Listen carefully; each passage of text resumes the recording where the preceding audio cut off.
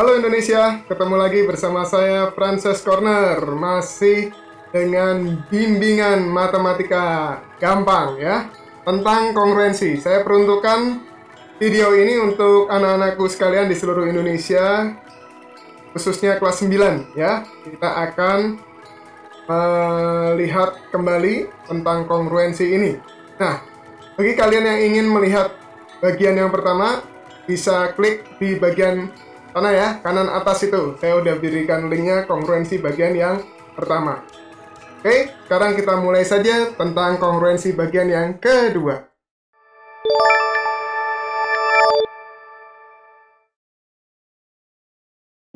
Baik anak-anakku sekalian, ini adalah soalnya ya. Jadi diketahui ada sebuah persegi ABCD, di mana titik M merupakan titik tengah dari sisi AB. Dan titik N itu titik tengah dari sisi BC, sehingga AM sama dengan BM, demikian juga BN dan NC ya.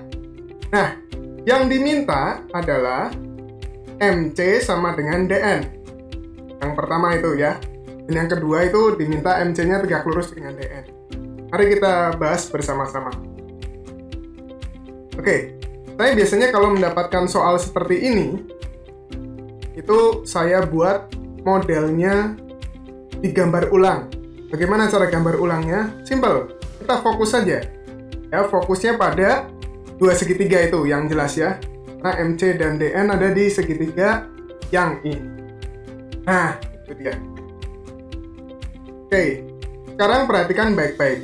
Kenapa ini bisa jadi siku-siku di C dan B? Karena sifat persegi tadi ya, itu 90 derajat.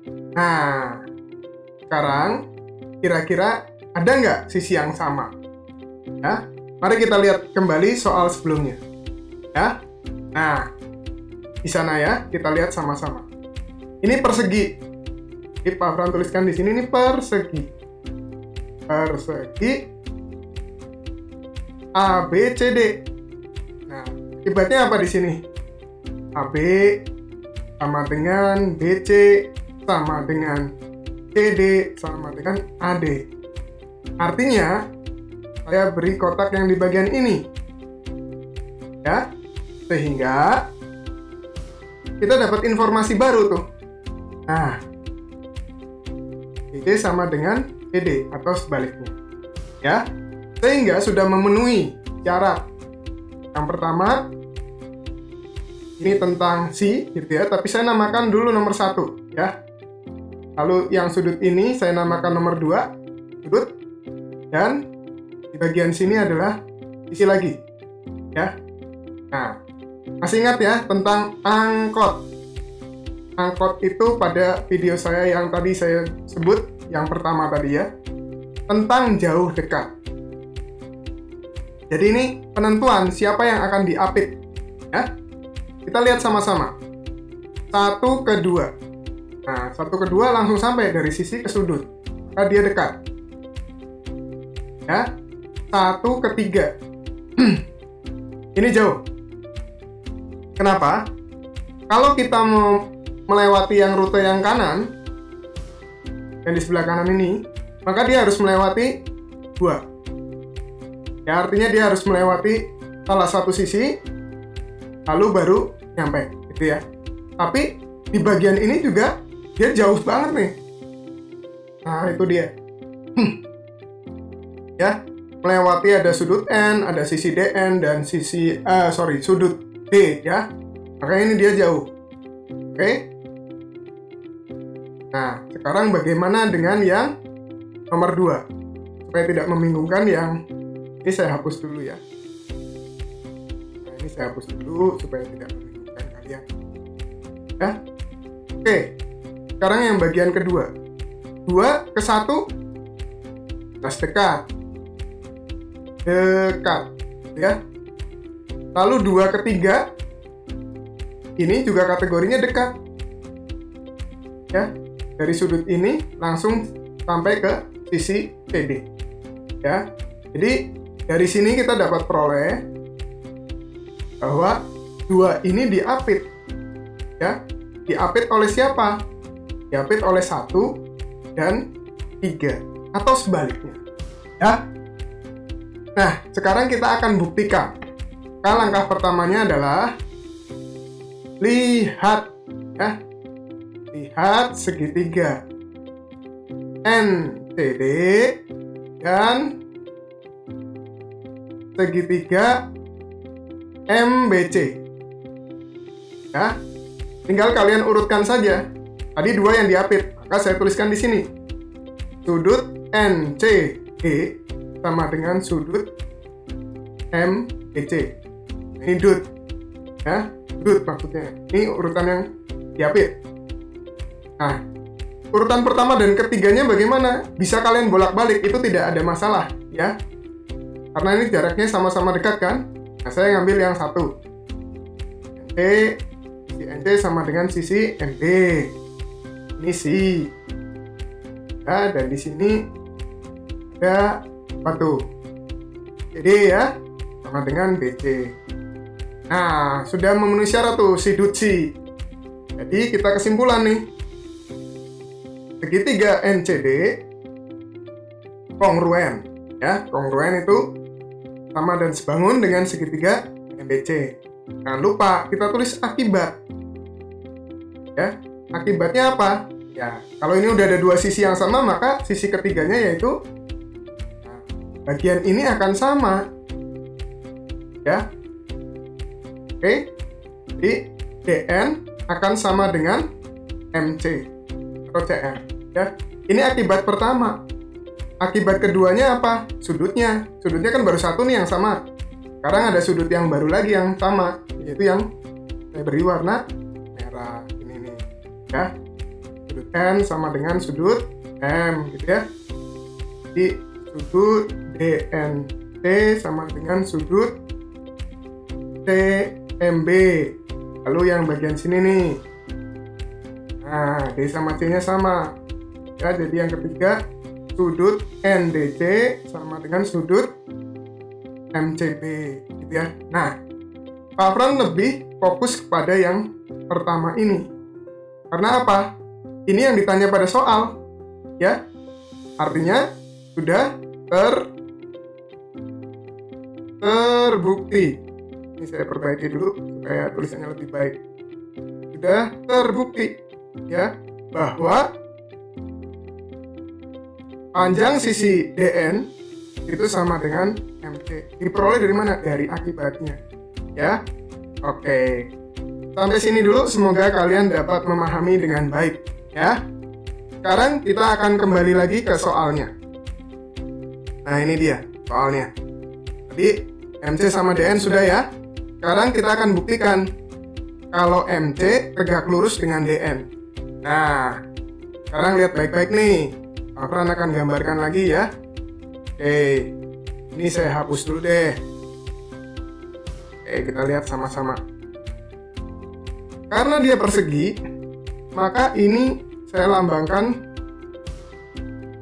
siku-siku begini ya. Ini juga siku-siku. Oke, tadi diketahui bahwa sudut M ini sama dengan sudut N. Ya, dan sudut D sama dengan sudut C. Oke ya, tolong diperhatikan baik-baik bagian itu. Ya. Sekarang kita akan menuju ke gambar yang saya pisahin. Ya. Saya ulang kembali, di sini tadi sama dengan di sini. Lalu yang M ini sama dengan yang N di sini. Dan yang C sama dengan yang D. Lihat ya, lihat baik-baik ya. Ada sudut siku, lalu ada titik, lalu ini ada yang melengkung, ya. Maka ini saya tuliskan juga di sini. Nih, ini titik, ya. Ini sudut siku, dan ini lengkung, ya. Oke, sampai sini mudah-mudahan jelas ya. Nah. Sekarang perhatikan, yang C ini mau saya rubah menjadi sesuatu nih. Yang C ini saya rubah begini. Ada saya kasih lebih gelap. Nah, ini saya kasih lebih gelap di sini ya. Nah, itu yang C. Berarti yang D ini juga saya ganti menjadi hitam. Yang di bagian sini juga saya ganti menjadi hitam. Artinya yang kecil ini juga hitam. Ya. Jadi sekarang Pak Fran akan menggambarkan di sini. Ada segitiga kecil. Gitu ya. Nah, ada segitiga kecil di mana ini diketahui ini O, ini N, ini C. Jadi pembuktian saya menggunakan pembuktian cara-cara di kelas 7. Ya. Ini yang N, ya, saya akan pelan-pelan. Lalu yang C kecil ini yang hitam. Nah, sekarang kalian lihat ya. Kalau ada hitam di sini, sudut yang hitam. Lalu ada lengkung, di sini siku-siku, ya. Oke. Nah, sementara ini diperpanjang nih. Ini kan diperpanjang tuh. Nah, diperpanjang. Ini menjadi di sini D, gitu kan? Nah, kita ingat sama-sama. Kalau tadi saya bilang di sini lengkung, di sini hitam, di sini siku-siku. Yang ini juga sama. Berarti sudut O ini, sudut CON itu sama dengan 90 derajat. Ya. Sehingga dengan menggunakan pelurus, jadi pelurus sudut CON adalah sudut COD, ya, yaitu 90 derajat juga. Artinya sudut di sini akan 90 derajat, ya, di sini akan 90 derajat. Oke, jadi kalau tadi ada gambar, ini saya gambar gambar untuk perseginya akan seperti ini. Kan ini tadi persegi ya. Nah, persegi gitu ya. Tuh. Ya, ini saya perpanjang dulu. Gitu ya. Nah, lalu ada garis tadi. Garisnya seperti ini kurang lebih. Nah, ini tadi ini sama dengan di sini gitu ya. Lalu di bagian ini juga sama. Nah, maka kalau di sini adalah ini tadi, di sini ada D, ini C, ini B, ini A, ya. Di sininya N dan di sininya M. Artinya adalah apa?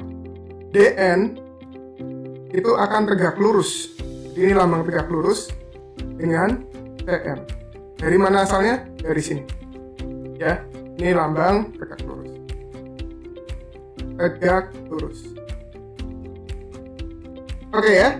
Sementara itu dari Pak Frans, semoga bermanfaat untuk kalian ya. Jadi hari ini kita belajar pembuktiannya ada dua. Satu menggunakan kongruensi, yang satu menggunakan cara kelas 7. Jadi ini istimewanya kelas 9 ya. Kalian dianggap sudah ahli, maka menguasai juga yang kelas 7 dan 8. Oke ya. Tetap semangat anak-anakku. Ya, salam sehat dan mantap.